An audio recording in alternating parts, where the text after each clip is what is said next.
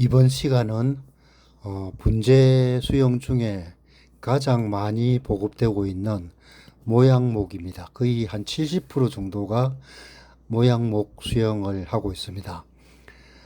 앞에 직간과 사간, 이제 세 번째 모양목을 하는데 분재 수영이 19가지 정도 되는데 계속 19가지 다 나갈 겁니다. 구독과 좋아요 눌러주시고 끝까지 한번 들어보시면 분재나 정원수 나무를 보는 눈높이가 높아질 겁니다. 자, 모양목이란 많은 분들이 모양목을 단순히 줄기가 휘어진 형태로만 이해를 하는데 실제로는 나무의 흐름과 균형 그리고 자연스러운 곡선미를 표현하는 중요한 수행입니다. 모양목은 나무의 줄기가 여러 방향으로 기울어지면서 자라는 형태를 말하며 이때 우리가 아름답다고 느끼는 핵심은 바로 줄기와 가지가 만들어내는 곡선의 흐름, 즉 곡선미입니다. 줄기가 한 방향이 아니라 전후, 좌우로 자연스럽게 휘어져 있을수록 더욱 완성도가 높고 특히 줄기가 휘어진 바깥쪽에 가지가 형성되는 것이 자연스러운 구조입니다.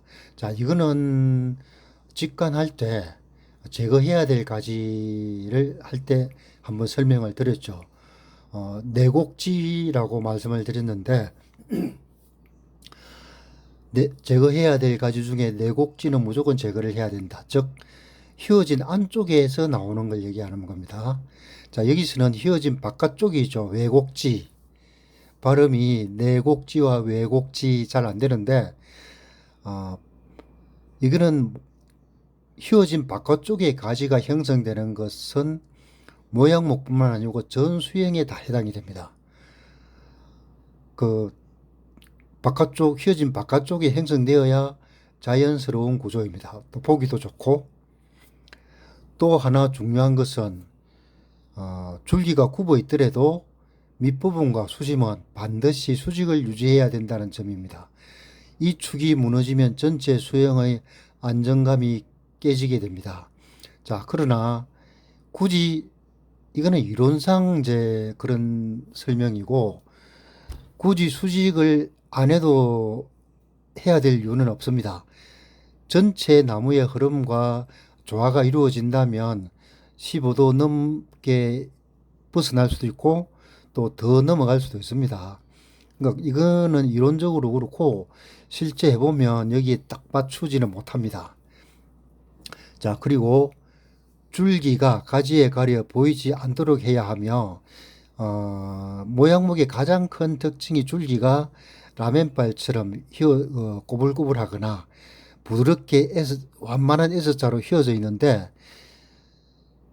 가지가 많이 차 있으면 그 줄기가 감상 포인트를 볼 수 없게 돼요.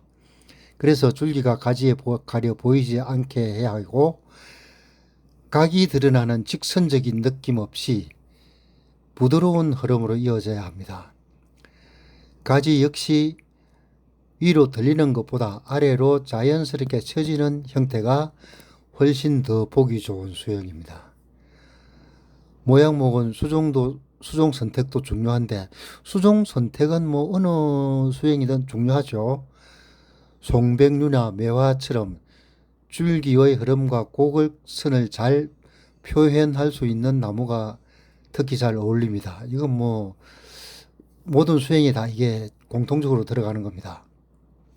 뭐 화분도 마찬가지입니다. 턱이 있는 사각 화분보다 타원형 화분이 모양목과 조화를 높게 어울린다. 근데 사각 화분도 잘 어울리는 경우도 있습니다. 굳이 이거를 여기에 딱 맞춰서 할 필요는 없고 그 나무의 모양이나 형태에 따라 적절하게 선택을 하시면 됩니다. 이 영상을 끝까지 보시면 모양목의 기준이 확실하게 잡히고 좋은 수영과 잘못된 수영을 구별하는 눈이 생기게 됩니다. 이 채널은 분재와 식물 키우기의 이론과 기본을 쉽고 정확하게 알려드리는 채널입니다. 시리즈로 계속 시청하시면 분재 수행뿐만 아니라 정원수 관리, 병충해, 영양 관리, 전체적인 실력을 함께 끌어올릴 수 있습니다. 좋아요와 구독은 큰 힘이 됩니다. 모양목의 핵심 팁 8가지를 정리를 해보면 줄기 흐름이 전부다. 첫 번째, 한 방향이 아니라 전후 좌우로 흐르는 곡선 S라인 느낌이 나와야 완성도가 올라가는데, 자, 여기서 한 가지 팁을 드리면 그 S라인의 간격이 위로 올라가면서 줄어들면서 삼각형 모양으로 올라가야 된다는 거죠. S라인이 밑에는 제일 느리게 가고 그 다음에 좁게 이렇게 축경할 때 말씀을 드렸죠. 크기를 줄여 나가는 겁니다. 위로 올라갈수록. 자, 두 번째, 가지는 바깥쪽에 붙어야 정상. 휘어지는 바깥쪽을 얘기하죠. 줄기 휘어진 바깥쪽, 힘이 실리는 가짜리. 안쪽 가지 많으면 바로 어색해지면 이거는 제거해야 될 가지입니다. 3번, 수심은 반드시 수직. 줄기는 휘어도 중심은 절대 흔들리면 안 됨. 이거 무너지면 전체 수영이 망한다고 하는데, 이거는 이제 그 나무의 수영이나 전체 조화를 보고 결정을 하셔야 됩니다. 네 번째, 줄기를 가리지 마라. 가지가 줄기를 가리면 곡선미가 사라짐. 항상 줄기의 흐름이 보일 수 있게. 그 밥을 너무 꽉 채우면 줄기가 안 보이겠죠. 자, 다섯 번째, 각선. 그러니까 90도로 꺾인다든가 45도로 꺾인다든가 S자로 완만하게 꺾여야 되는데, 각선은 절대 금지. 이거는 모든 수행에 다 들어갑니다. 물론 안 들어갈 때도 있습니다. 직선 느낌이 나오면 실패. 부드러운 곡선만 살아야 한다. 자, 여섯 번째, 가지는 아래로 살짝 떨어뜨려라. 위로 들리면 인공적 느낌 아래로 자연스럽게 쳐져야 완성도 급상승됩니다. 수종 선택. 잘 되는 나무, 소나무, 향나무, 그 수피가 터진다고 하죠. 황피 종류 거칠게 되어 있는 것들. 그 다음에 곡선 표현이 가능한 수종만 써라. 자, 여덟 번째, 화분도 수영이다. 턱 있는 사각형이 안정감이 있다면 타원형은 부드러운 흐름을 있어서 모양목이 더 살아난다. 자, 여기까지가 모양목이고, 모양목과 반간을 같이 하는 이유는 반간, 곡간, 모양목 이 세 가지를 분류를 한다면 모양목은 S자보다 더 완만하게 그냥 가볍게 휘어져 올라가면서 하는 걸 모양목이라고 얘기합니다. 물론 과도하게 휘어져 있는 것도 있는데 줄기가. 근데 우리가 과도하게 휘어져 있으면 그걸 곡간이다 반간이다 이렇게 표현을 안 하고 그냥 모양목으로 표현을 해요. 자, 반간은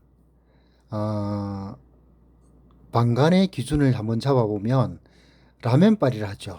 완전히 꼬불꼬불합니다.